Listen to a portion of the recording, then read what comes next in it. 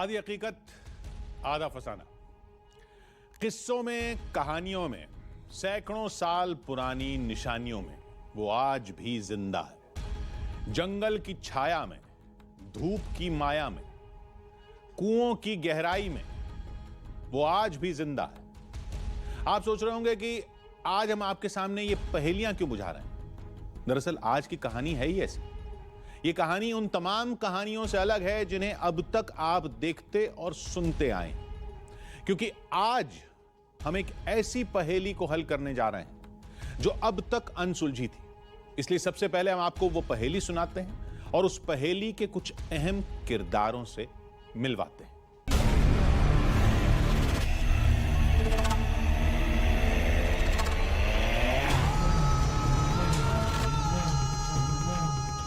छल छीनेगा रोशनी। यहाँ पे एक दूसरे समाज के रहते तो उसकी एक अंधा हो गया, तो अपने आप आंखें उसकी फूट गई। बलशाली पछताएगा। जो कोई ऐसी जबरई से कहेगी, एक ईंट भी उखाड़ेगी तो पागल हो जाएगी, खत्म हो जाएगी। अंधेरे को चीर कर कैमरा चल रहा तुम अरे भाई बस नहीं बस भाई कुछ नहीं करेगा, कुछ नहीं भाई, चले जाएंगे, कोई बात नहीं चले जाइए आप। जा रहे हैं बंद कर दीजिए। वो बाहर आ जाएगा। कोई अन्य गांव का यहाँ डेरा डाल के नहीं रह सकता। सदियों से जो दबा हुआ, जब मान्यताएं होती हैं तो उसके पीछे कहीं ना कहीं कुछ ना कुछ सच्चाई होती है।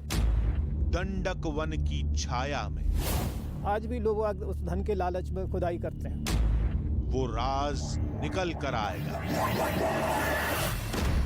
वृक्ष की परछाई जब यहाँ पे इतने समय पे आएगी तब वहाँ पे धन मिलेगा आपको।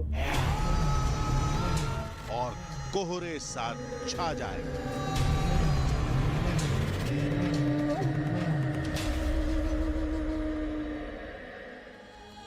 आधी हकीकत आधा फसाना। ये एक ऐसी पहेली है जिसे सदियों से एक गांव सुलझाना चाहता है। गांव तमाम कोशिश कर चुका है। वहां लोगों ने इस पहेली से जुड़ी कई कहानियों को सुना तो है, लेकिन जिसने भी उनकी तह में जाने की कोशिश की उसके साथ कुछ ना कुछ अनर्थ जरूर हुआ। तो क्या इस पहेली के पीछे कोई दैवीय शक्ति है? क्या इसके पीछे किसी श्राप की कहानी है? आज आधी हकीकत आधा फसाना की टीम हर सवाल का जवाब तलाशेगी। तो चलिए आपको लेकर चलते हैं मध्य प्रदेश के एक ऐसे गांव में जहां रात का अंधेरा सवाल बन जाता है और दिन का उजाला उन सवालों को हल करने का रास्ता। ये कहानी है छतरपुर के खटोला गांव की।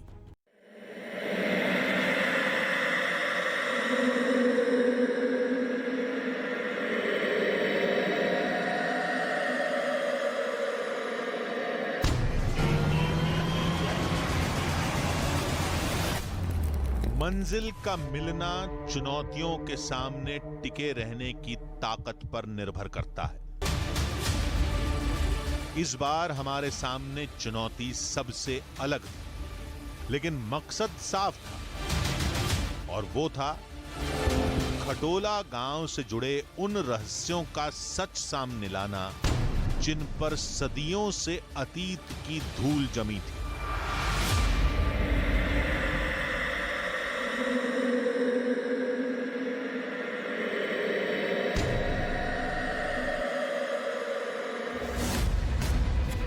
इसलिए आधी हकीकत आधा फसाना की टीम अपनी नई मंजिल की तरफ बढ़ चली।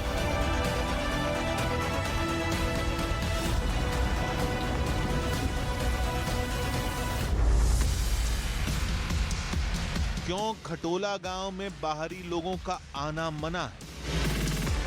क्यों आज भी लोग वहां खजाने की तलाश में भटकते हैं? क्यों खटोला गांव में सोने की बारिश का जिक्र किया जाता है? क्यों इस गांव में एक राजा की चमत्कारी शक्ति का दावा किया जाता है? खटोला एक ऐसा गांव है जहां पर किसी अन्य जाति के लोगों का आना सख्त मना है। या कोई यहाँ पर रहने की कोशिश करता है तो उसे देवीय प्रकोप को झेलना पड़ता है, ऐसा लोगों का यहाँ कहना है। लेकिन ऐसा क्यों है ये मुझे बिल्कुल नहीं पता है, लेकिन हम आज इस गांव में एक रात गुजारने वाले हैं ये जानने के लिए कि क्या कुछ ऐसा होता है अगर कोई अन्य जाति का व्यक्ति इस गांव में रुकता है तो। ये ऐसे सवाल थे जिनके बारे में हमने सिर्फ सुना था, इसलिए अब हमारा लक्ष्य सिलसिलेवार तरीके से उन कड़ियों को सुलझाना था जो कहीं न कहीं एक दूसरे से जुड़ी थी। और इस कहानी का पहला सिरा था राजा सूर्य सहाय। कि हमारे पूर्व पहले लोग बताते हैं, हमारे जेठी, कि यहाँ राजा सूरज शाह का राज था। तो वो बड़े ईमानदारी से अपनी प्रजा का पालन पोषण करते थे। तो एक समय एक महिला तालाब में नहा रही थी, वो आधा वस्त्र पहनी थी, आधी वो धो रही थी।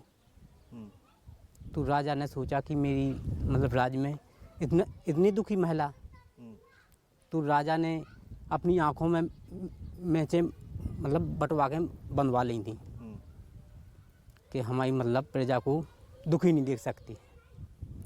तो इस पे माता प्रसन्न हो गई थी राजा पे कि बहुत सत्यधारी राजा है जो दूसरे की मतलब दुख को सहन न करने के कारण अपनी आंखों में मिर्चां भरवा ली। तो माता उनके ऊपर प्रसन्न हो गई थी। तो माता ने सवा पहर कंचन बरसाया था। यहाँ की कहानी तो बहुत अद्भुत है, बहुत पुरानी कथा है जी। यहाँ के लोग कहते हैं, हमारे जो माता पिता थे उनने बताया था, यहाँ राजा सूरज शाह का किला था, यहाँ पर सवा पहर कंचन बरसा था।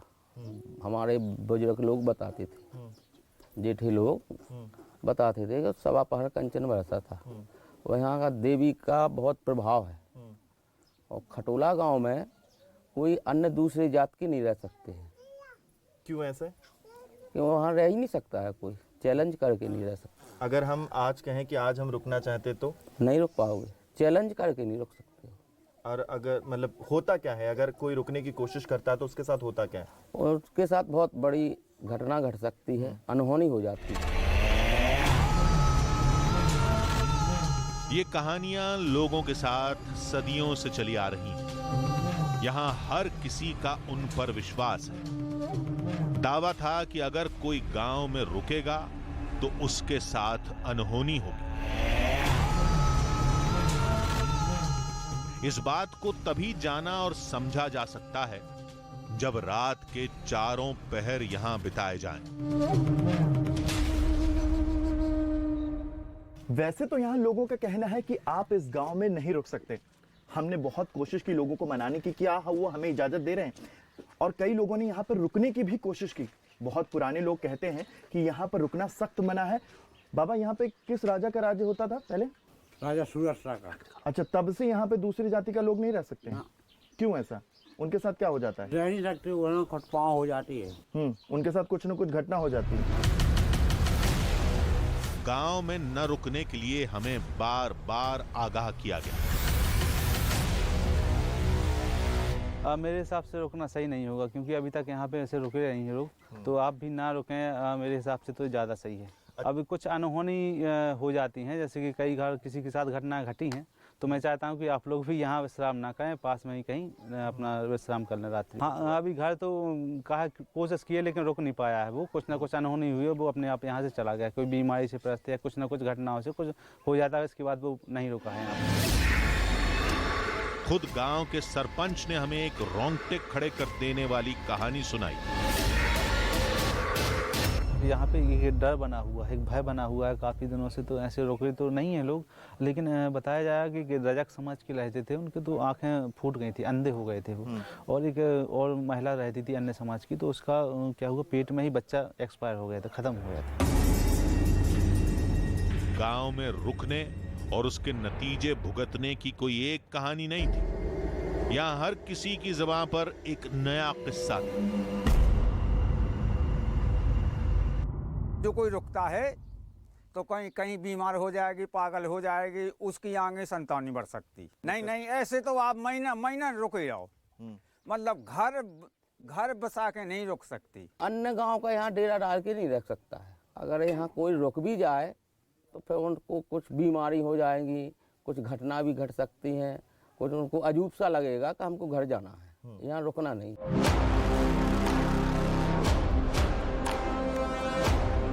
हमने गांव का चप्पा चप्पा तलाशा। दिन के उजाले में पसरा सन्नाटा रहस्य को और गहरा कर रहा था।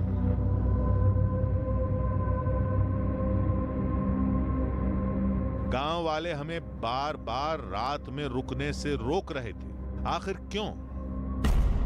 क्या रात में गांव वाले कुछ ऐसा करते हैं जिसे वो दुनिया के सामने आने नहीं देना चाहते थे, या वाकई उनके खौफ में कुछ सच था? अब सच जानना है तो खतरा उठाना ही पड़ेगा। रात हो चुकी है और धीरे धीरे ठंड बढ़ती जा रही है। अब वक्त हो चुका है उस चैलेंज को लेने का जिसके लिए खटोला गांव में सख्त मनाही है, यानी कि इस गांव में रुकने के लिए। और आज न्यूज़ 18 इंडिया की टीम इस गांव में रुकने वाली है और इस चैलेंज को लेने वाली है कि क्या कोई दैवीय प्रकोप सच में होता है इस गांव में रुकने के बाद, और क्या है इसके पीछे की हकीकत।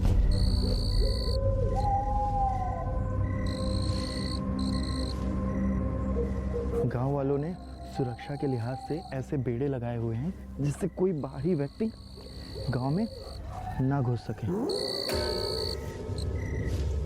पहले चेतावनी, फिर बाड़ा लगाकर रास्ते बंद करना। रात का रहस्य अंधेरे के साथ और घना होता जा रहा था।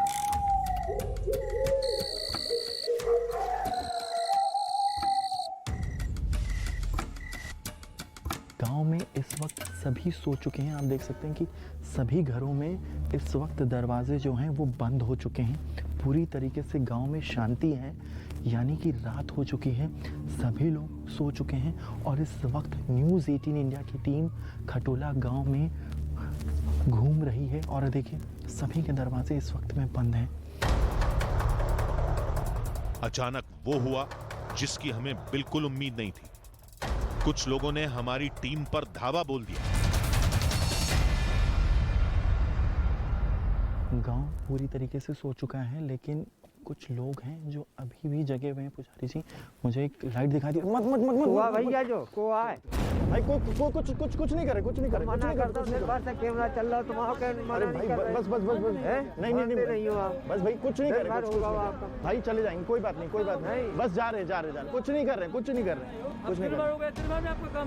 नहीं, बस चले जाएंगे, कोई दिक्कत नहीं, चले जाइए आप। जा रहे बंद कर दीजिए, बस कुछ नहीं, नहीं हम जा रहे। आधी हकीकत आधा फसाना की टीम अब न तो गांव में रुक सकती थी और न ही गांव से बाहर जा सकती थी, क्योंकि रात के अंधेरे में गांव की गलियां हमारे लिए भूल भुलैया बन गई थी। पहेली को सुलझाने की कोशिश ने हमें अजीब सी उलझन में डाल दिया था, जिसका असर यह हुआ कि हमारी टीम में ही मतभेद पैदा होने लगे। लाइट बंद कर दो प्लीज, लाइट बंद कर दो। अरे लाइट से दिखाई नहीं देगा ना भाई, मैं कह रहा हूँ लाइट बंद कर दो, कोई आ जाएगा। प्लीज बंद कर दीजिए लाइट। हमारे पास टॉर्च, हम टॉर्च से काम कर लेंगे। प्लीज लाइट बंद कर दीजिए पुजारी जी। मैं अपने कैमरा पर्सन से लाइट बंद करने के लिए कहना चाहता हूँ, क्योंकि अगर कोई यहाँ पर आ गया तो हमें यहाँ भी रुकने नहीं देगा और हमें कोई ऐसी सेफ जगह ढूंढनी है जहाँ गाँव वाले ना आ सके। लाइट बंद करिए पहले। चलिए। लाइट जलाते तो लोगों की नजर हम पर पड़ जाती। गांव वाले पहले से ही हमसे नाराज थे। दोबारा झगड़ा होने पर कुछ भी हो सकता था। हमने टॉर्च की मदद से एक एक कदम आगे बढ़ना शुरू किया।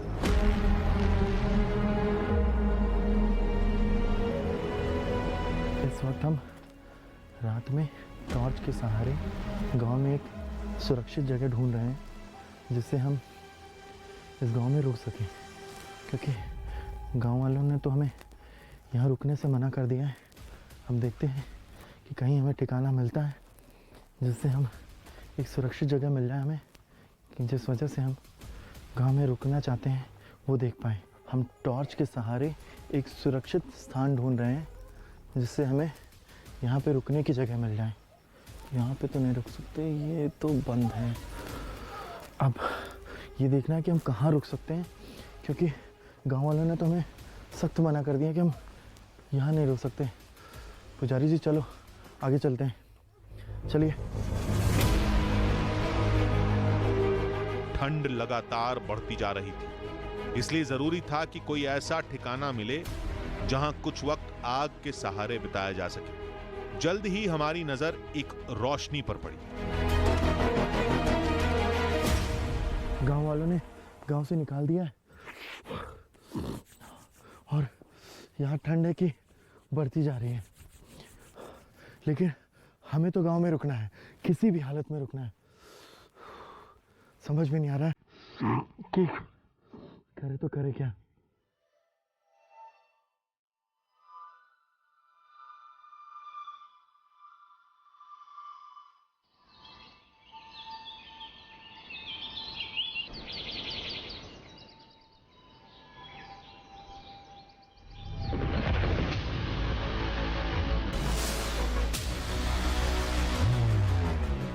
रात जैसे तैसे बीत गई, लेकिन पहेली के बोझ ने हमें परेशान कर रखा था। अब हमें यह समझना था कि क्या वास्तव में गांव वाले जो कहानियां सुनाते हैं उनका कोई ऐतिहासिक आधार है।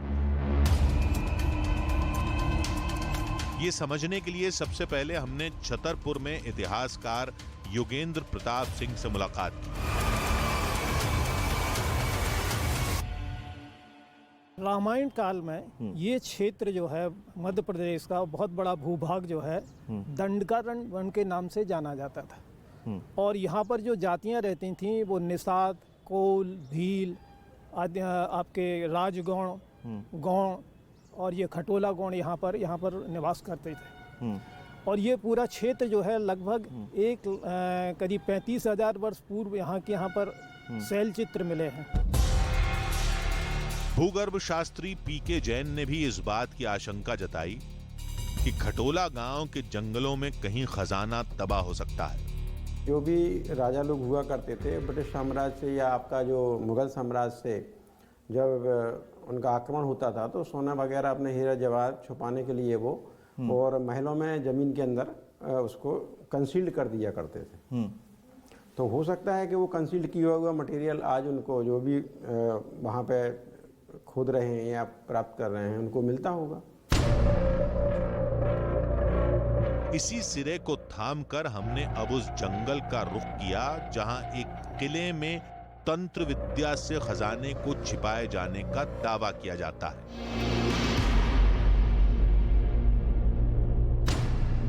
राजा सूर्य सहाय की 108 मणियों का राज इसी जंगल से होकर गुजरता है और उनका महल भी इसी जंगल में मौजूद है।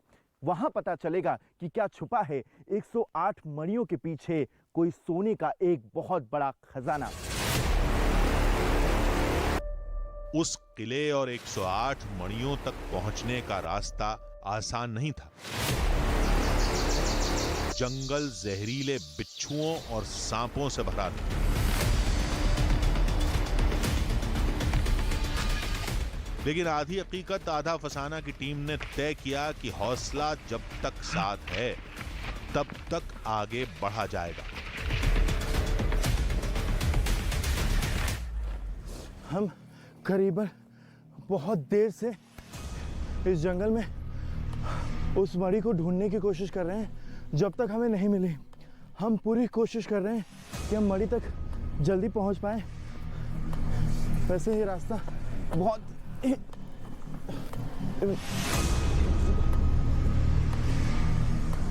देख सकते हैं आप, बहुत ही खतरनाक रास्ता है ये।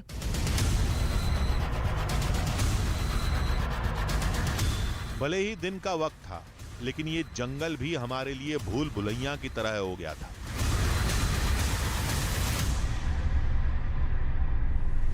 हम जंगल में भटक चुके हैं। अब समझ में नहीं आ रहा है कि हमें जाना किस रास्ते है।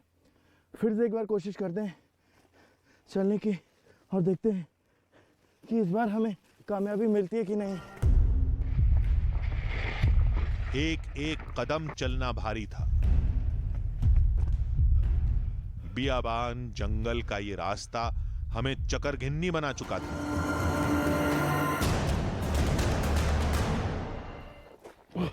आप देख रहे हैं कब से हम इस जंगल में घूम रहे हैं, कांटे न लग जाए।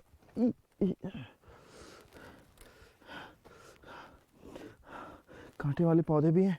हम कब से इस जंगल में घूमते जा रहे हैं और हमें समझ में नहीं आ रहा है कि हम आखिर कहाँ आ गए। अचानक हमें उम्मीद की किरण दिखाई दी, एक बच्चे के रूप में। एक सेकंड, एक बच्चा आता हुआ दिखाई दे रहा है। देखा देखा बेटा, कहां से आ रहे? ऊपर से? कहां से? देखिए ये बच्चा किले से आ रहा है। कितना दूर है? कितना? तो भी थोड़ा ही दूर है। नहीं बेटा, हम चले जाएंगे। बच्चे ने हमसे कहा कि वो हमें उस किले तक पहुंचा सकता है, लेकिन इस खतरनाक सफर में हम उसे हिस्सा नहीं बनाना चाहते थे। बस उसके बताए रास्ते पर चल दिए, जहां उसने राजा सूर्य सहाय का किला होने का इशारा किया था। खुशी हो रही है कि हम बस पहुंच चुके हैं। आइए, लोग बताते हैं कि यहाँ पर राजा का मंदिर है, तो हमें जूते यहीं पर उतारने होंगे जिससे हम मंदिर में जा सकें। तो हम यहीं जूते उतार देते हैं और चलते हैं। आइए। अब हमारे सामने सैकड़ों साल पुराना वो किला मौजूद था, जिससे जुड़ी कहानियों और पहेलियों ने हमारे कदमों को इस जंगल की तरफ मोड़ दिया था। राजा सूर्य सहाय के इस किले पर हम मौजूद हैं, जहां पर मणियों का राज है। यहीं से राजा सूर्य सहाय ने नदी की तरफ देखा था, जहां पर उन्हें एक महिला दिखाई दी थी, वो भी आधे कपड़ों में कपड़े को धोते हुए और आधे कपड़े को पहने हुए, जहां से उन्होंने अपनी आंखों में, कहते हैं कि अपनी आंखों को उन्होंने फोड़ लिया। उसके बाद जो हुआ वो लोगों के लिए एक चमत्कार था, क्योंकि राजा ने काली से एक प्रार्थना की थी कि उन्हें यहाँ पर जो उनकी प्रजा है वो पूरी तरीके से समृद्ध हो। तो राजा की प्रार्थना को उन्होंने स्वीकार किया और काली माता और खटोला माता के आशीर्वाद से यहाँ पर सवा पहर सोने की बारिश हुई। किला भले ही किसी खंडहर में तब्दील हो चुका है, लेकिन इन्हीं खंडहरों में सैकड़ों साल पुरानी पहेली आज भी जिंदा है। अब आप देख सकते हैं कि यहाँ पर जो जंगल है, इन्हीं पर वो मड़ियाँ मौजूद हैं। जगह जगह पर उन मड़ियों को लोगों ने खोजने की कोशिश की, लेकिन वो मड़ियाँ अब यहाँ पर दिखाई नहीं देती हैं। बहुत खोजने के बाद कई लोगों ने खोजने की कोशिश की। साथ साथ में यहाँ पर आप देखेंगे कि जितना जंगल है वहाँ पे नीचे गांव दिखाई देता है, वही एक तालाब दिखाई देता है, जो एक इतिहास को अपने अंदर दबाए हुए है।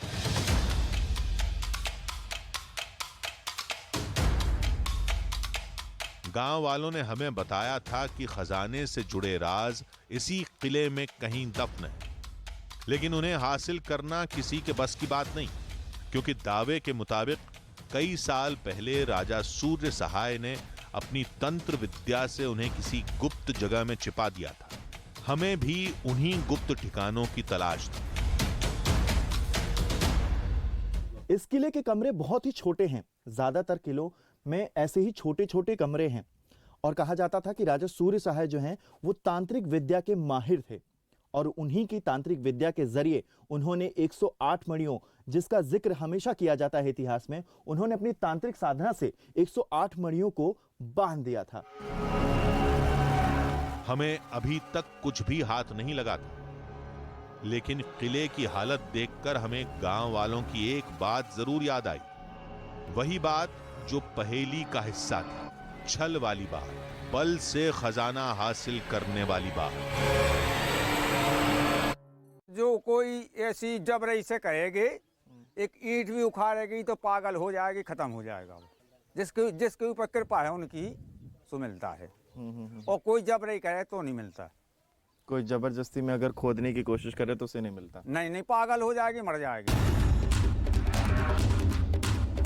लेकिन ये बातें हमारे हौसले को तोड़ने वाली नहीं थी। हमें अभी खजाने की उस पहेली को सुलझाना था जिसका सिरा हमारे आसपास ही कहीं था। और फिर अचानक किले से कुछ ही मीटर दूर हमारी नजर एक कुएं पर पड़ी, एक रहस्यमयी कुएं पर। कुएं के दोनों तरफ रास्ते हैं जो कुएं के अंदर हमको लेकर जाते हैं।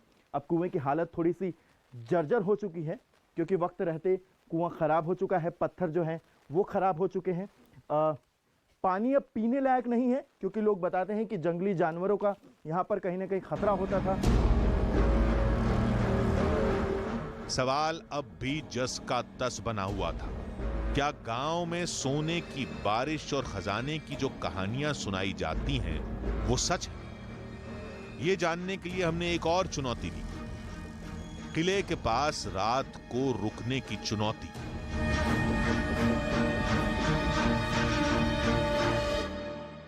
सूर्यास्त हो चुका है लेकिन अब भी हमारी तलाश खत्म नहीं हुई है क्योंकि लोगों का अब भी मानना है कि रात के अंधेरे में यहाँ लोग सोने की तलाश करते हैं। ये जंगलों में लोग सोना ढूंढने की कोशिश करते हैं और हमारी तलाश अब शुरू होगी रात में। रात का घुप अंधेरा,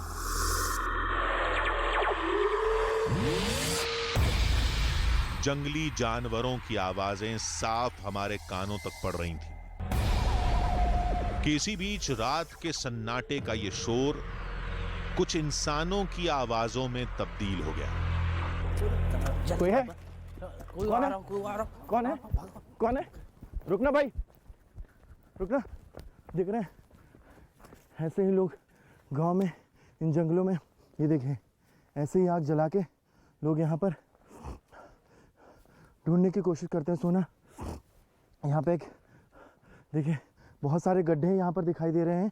रात के अंधेरे में भले ही कैमरे पे ना दिख रहे हो लेकिन ये आग के अवशेष आपको बता रहे होंगे कि किस तरह से लोग इकट्ठा होते हैं, क्योंकि यहाँ पास में ही एक मंदिर है और यहीं के आसपास लोग बताते हैं कि लोगों को सोना मिलता है। हमारी जो तफ्तीश है अब हमें यहीं पे रोकनी पड़ेगी क्योंकि अब जंगल में देख सकते हैं आप किस तरह से अंधेरा है और हमारे लिए ये खतरे से खाली नहीं होगा। पहले भी गांव में रात का अंधेरा हमारे लिए मुसीबत बन चुका था। अब एक बार फिर हम कुछ ऐसे लोगों से घिर चुके थे जो खजाना तलाशने के चक्कर में हम पर हमला बोल सकते थे। यही वजह थी कि अब जंगल में रुकना हमारे लिए खतरे से खाली नहीं था। रात में बहुत अंधेरा होता जा रहा है, ठंड बढ़ती जा रही है और साथ ही साथ यहाँ पर जंगली जानवरों का भी डर है। अब हमारा भी यहाँ से रुकना, यहाँ पर रुकना खतरे से खाली नहीं होने वाला है। मैं अपने कैमरा पर्सन से कहूँगा अब हम चलते हैं यहाँ से क्योंकि ये जंगल अब खतरों से खाली नहीं है, क्योंकि यहाँ अभी भी लोग हैं। हो सकता है ये हथियारों के साथ हों और ये हमारी जान के लिए खतरा हो सकता है। चलिए जल्दी। जंगल को खंगाला, जान का जोखिम लिया, लेकिन खतरों और चुनौतियों के अलावा हमें कुछ नहीं मिला। बस अब एक ही आसरा था, उस तालाब का जहां राजा सूर्य सहाय की जिंदगी से जुड़ा एक बेहद अहम राज दफन था। मेरे पीछे जो तालाब आप देख रहे हैं, इसी तालाब में राजा सूर्य सहाय ने एक महिला को स्नान करते हुए देखा था। राजा सूर्य सहाय ने उस महिला को आधे वस्त्र में देखा क्योंकि महिला आधे वस्त्र को पानी में धो रही थी और आधे वस्त्र को उसने पहना हुआ था।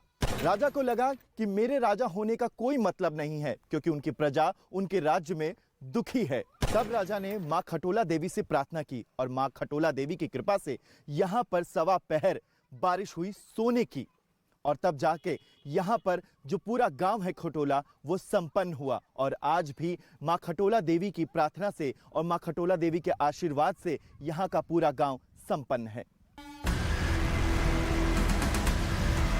कहानी के इस सिरे ने हमारे कदमों को अब खटोला देवी के मंदिर की तरफ मोड़ दिया।